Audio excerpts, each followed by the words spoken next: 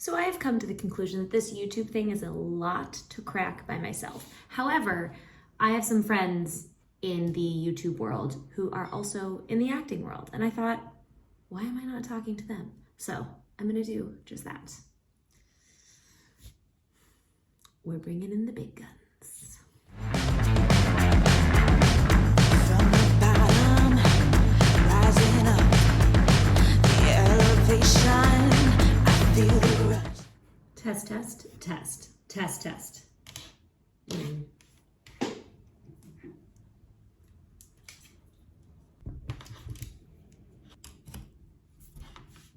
Okay, almost forgot a microphone. Well, I wanted to talk with you, and I wanted to record it because I was like, I can also make this into a YouTube video. I 100%. was like, I have so many ideas and a lot of things I want to do, and I'm really excited. It's super fun. I was like, I need to bring in the professionals. I need to talk to people who are in the actor space and also in the YouTube space. So I would love to know, when you started your YouTube channel, were you like, this is going to be a thing that I do consistently? What did you look to it as being for you? When I first started the YouTube channel was back when I was still living in Cleveland, and it was 2014, 2015, around then. And so at that time it was called Small Market Actor. And I wanted to make it, because at the time there were a few YouTube channels for actors. Amy Jo Berman was a big one, like probably the biggest one at that time. She had great content up there. But it was like strictly geared towards Hollywood. And at the time I was thinking, well, I think I have some information to share about, like, what if you're in a small market? There's still opportunities for actors in small markets. It's all the stuff that I didn't know. When I was so naive to the industry, I just assumed everything was made in Hollywood, like even like the local commercials and things like that. I was like, oh, that's made in California. And, so learning that there are opportunities for actors in small markets, I thought, and after I had started taking acting classes and stuff like that, I thought, well, maybe I can make a YouTube channel and talk about that. My plan was to be consistent with it. But it didn't really happen at that time. So I made like maybe 4 or 5 videos over a course of like that first year. Okay. And then maybe a couple more over the next like 5 years. So it like really didn't do too much with it. And then after I moved to Atlanta, I always had it in the back of my mind, especially when I started working in Atlanta. I was like, oh, now I can share more about like getting into the film and TV industry in Atlanta and all that stuff. And then once the pandemic happened and then we weren't working and there was nothing else to do, everybody was at home, right? That was like the catalyst to, all right, let's start this back up again. So I already had the channel available. I just rebranded it and started making videos, and I could be more consistent because I had nothing else to do. So I was doing like 2 videos a week. What are you at right now? What do you do right now? I try to do 1 a week. Okay. Now it's become a lot more like, oh, when do I have time? I'll make a video. My last video I just posted this week was the first one in like a month. So sometimes it's a bigger break. Sometimes if I have more free time, I'll make them every week. So talk to me about your process for making a video. Do you think of an idea and then flesh it out and then film it? Do you think of a couple in a row and then batch them together? Like, that's the part I'm like, I have like 10,000 pieces of things, and then I go to put it on paper and I'm like, I'm stuck. So what is your process? Well, so in the beginning, I jotted down a bunch of ideas first that I was like, I got all these ideas for videos. And I think maybe, similar to probably when you started your podcast, in the beginning, we're worried about, I'm going to run out of things to talk about, all the time. Right. So then what I realized after I started making them is that, especially once it starts getting some traction and people start watching, then you're going to get some comments and questions in the comments, and that'll spark new ideas for things. I started realizing, you could talk about the same topic again, but come at it from a different perspective, or having based off the questions that I got, like, let's elaborate on another video that I already talked about. So now my current process of doing it is I got a Google Drive folder called YouTube, and for every new video or idea for a new video, I just create a new document and then I title it for, whatever I want to call it. And that way, whenever I think of a new topic that I want to talk about, I just open up my Google Drive really quick, jot it down, and then leave it there. And so now I have like a good 30 or 40 in there, right? Okay. So I know I have those ideas, and then I don't think there's really any plan. Like there's no strategy as far as like order, right? It'll be like one day I have some time. I'm like, time to like get to work on a new video. Let me open that folder and look through it and look at which one do I want to tackle today. And like some of them are bigger topics, and I'm like, I don't really want to deal with that right now, And then other ones I think are just a lot easier for me to just speak off the cuff. So I'll just do that. If I have more time, then I'll like, all right, let's dig into one of these bigger topics.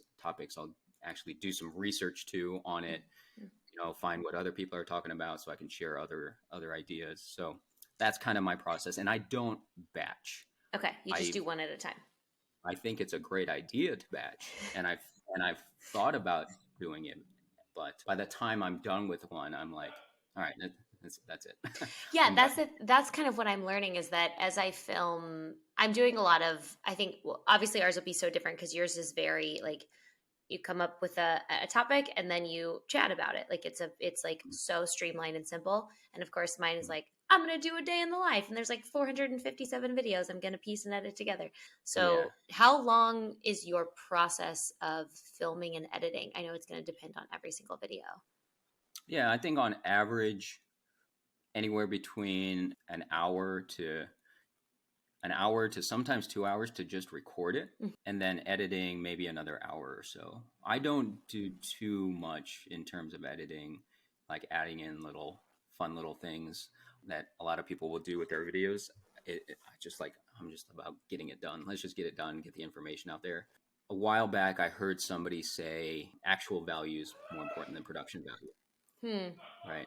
So for me, like, putting in all those bells and whistles is not as important. And I did it for a couple of videos where I, like, for certain things that I want people to remember, I'll put the text up on the screen and, and that type of stuff. And then I stopped. I stopped after I like that though, because a part of it is, I remember when we did our podcast so long ago, I told you, I was like, I'm really intimidated by the editing process of video because with audio, I just have to sit down and clip and cut and like up, down volume, clean up background noise. It's pretty streamlined in my head. But I think I almost need permission to make it simpler in terms of video editing.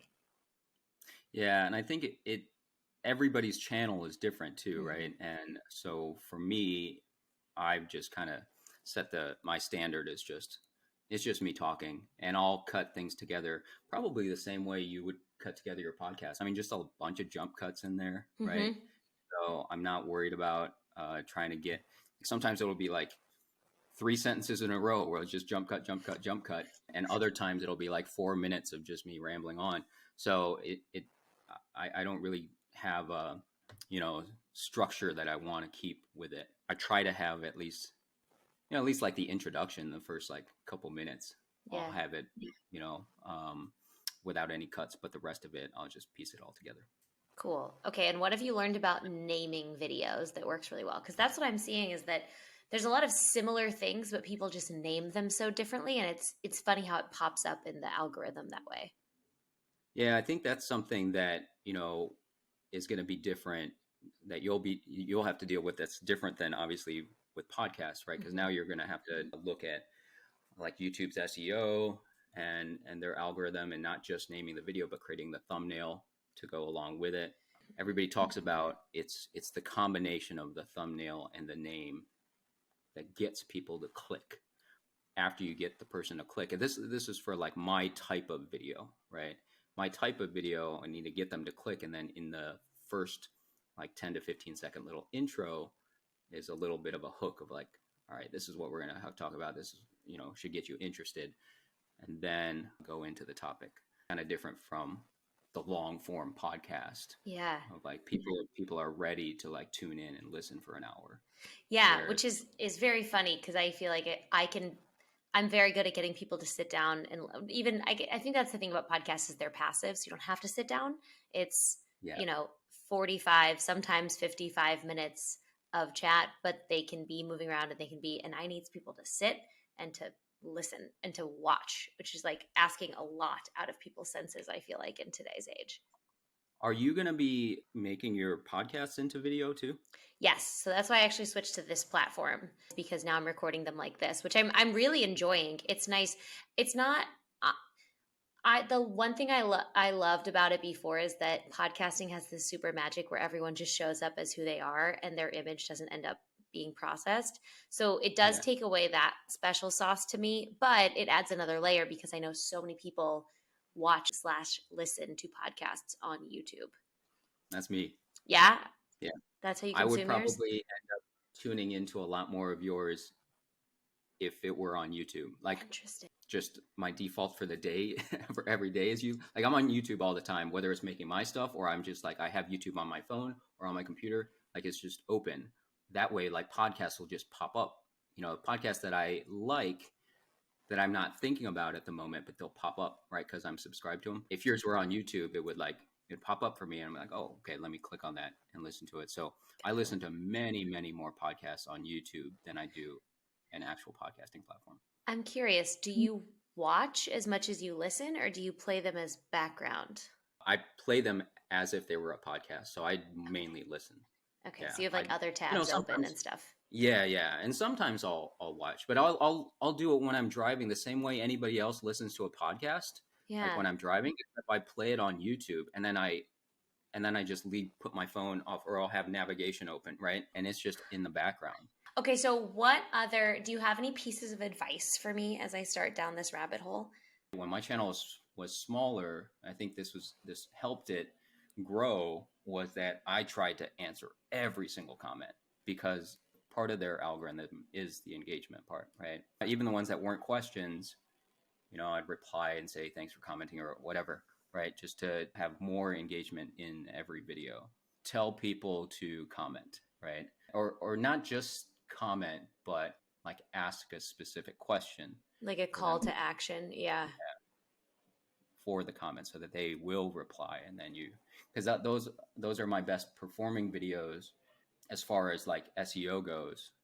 For certain videos, I really target the SEO. Others, I don't. Others, it's just like, all right, I'm just going to put this information out there. Mm-hmm. Also, I mean, if you notice in like pretty much every video, I try to get people to sign up for my email list. So, okay.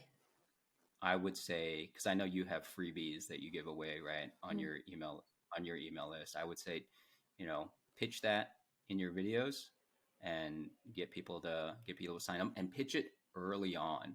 Because if like YouTube videos, if you go through the algorithm, like my watch time is usually about 40%.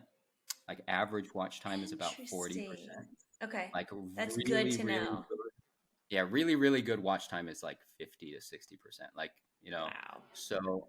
So even if it's only like a 5-minute video, because there's going to be so many people that'll pop in, open it, and like think, oh, this is not the topic I want to listen to, and they just leave right away. That's another thing with YouTube, right? That's like different from podcasts, is like when you're on YouTube, you have that sidebar. There's all those other videos that they can click on. They can click away right away. Yeah. There's like nothing else. I feel like there's no other apps where, I guess not even Instagram though, because you guys just have stories at the top. But like when you're on an Instagram looking at it, there's not another Instagram going up the side. It's just stories at the top. But once you scroll down, it's like, I feel like on YouTube, you do have very limited attention spans. Yeah. And the trade-off, though, I think, is that there's just so many ways people can find your content, though, on YouTube. Yeah. It's not just the search algorithm, which I think is great. Search is great because now the ones that are performing well in search not only come up in the search results in YouTube, but they also come up in the search results in Google. So if in Google someone types in, how do I become an actor? Like my videos will come up in the video results of the search on Google. So that's Cool. a bonus. Plus, you'll get on recommended videos. So like people watching my videos will end up seeing yours because it's on the same topics on the sidebar, right? So you'll get there's just more ways for people to find you, I think. Cool. What are your top performing videos? The number one video is also just the number one acting searched term on YouTube, which is how to become an actor. That's just how to become an actor. And then I just talk about like the 10 steps that I talk about, like the 10 basic steps of how to start acting. In that video, I tell people to comment, what is it that drew you to acting, or what are some of your acting goals or something like that, so people will comment in there. That made it go up to, I think it's number one when you search for how to become an actor. Cool. Oh my God, that's so cool. Okay, so I think what I need to wrap my mind around too is I've been doing, for example, the Instagram and the podcast for 5-6 years. So the people who come to like my Instagram, for example, are people who are, the audience there is a people who are specifically most, I'd say like 60 to 70% are already working actors, right? Like they're already in a city. They're already, like, very few of them are like voyeurs or like not necessarily in the thick of it. So I think what I need to wrap my head around is starting from a different level, is starting from a place where people don't know me, they don't know my content, and to start from there. I'm really excited to see what your YouTube content is. And look, I think we might have talked about this last time too. I'm just surprised that there's not more actors on YouTube, like making YouTube content, especially because I feel like it's a perfect medium for actors to get on camera and and then just like sharing about like working actor life and what's it like to actually pursue this career, not what it's like being on set. Yeah. Totally two completely different things. Right, exactly. Yeah. I think sometimes sharing the truth about that is the hardest for people, that it's not all sunshine and roses and set. In fact, it's mostly not that. This was so great, Kurt. This is super helpful. Your information is going to be below. Is there a certain video that you think that I should direct people to? What is a video that you feel like should be seen more? And I'll add that one below. Let me get back to you. Okay, great. If there's one, I can't think of it off the top of my head, but I'm sure there is one. I'm sure if I scroll through my videos, really find one that you're like, this is something I think that more people should see, but it just got missed in the algorithm. Yeah.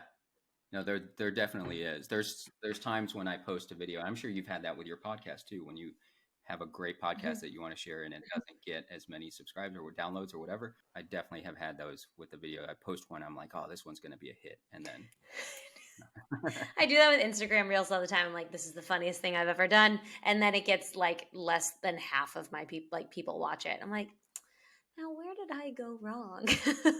But it's like, I don't know. Who knows?